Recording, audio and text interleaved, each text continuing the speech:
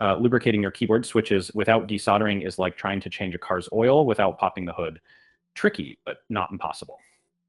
The goal here is to reduce friction and make your keystrokes smooth as butter. No soldering skills required. First, pain point, keyboard rattling. Those tactile bumps in your switches are not meant to sound like pebbles in a tin can. A well-lubed switch is quieter, smoother, and generally more pleasant to type on. Trust me, your fingers will thank you. Let's start with gathering the essentials. You'll need some switch lube, a thin brush, a switch opener, and some time. And I prefer Krytox 205G0 or Tribosys 3204, both under $15. A small investment for a huge improvement. Important step, remove the keycaps. Use a keycap puller for this. It's a straightforward task. Just pull gently upwards to avoid damaging them. This is DIY, not destroy it yourself. And also keep your caps organized to simplify reinstallation.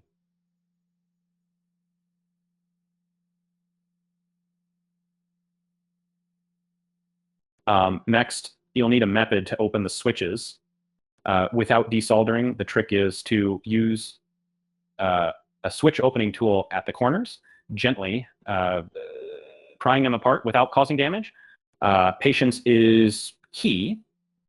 This process separates great lubers from amateur ones. Now, the fun part, applying the lube. Use a fine brush to apply a thin layer of lubricant on the stem. Avoid dunking it up, as too much can be as detrimental as too little. Think of lube as the whisper, not the shout. Here's where many falter. Don't forget the springs. Apply tiny dabs of lube on the spring coils. This minimizes any ping noise when typing. The goal is seamless key presses and a painstaking task, yes, but the payoff is incredible, like buttery smooth. I probably shouldn't be enjoying this much smooth. After lubing, snap the switch back together carefully. You don't want any internal pieces misplaced, but it's basically surgery for your keyboard, except it doesn't take 8 years of medical school and hundreds of thousands in student loans. Once everything is back in place, return the keycaps onto the switches. Here's where being organized earlier pays off. It's a simple matter of pressing them back down. Be gentle, but ensure they are secure. And like putting shoes back on after a sandy beach walk, before you crown yourself king of keyboard maintenance, plug the board in and test each key.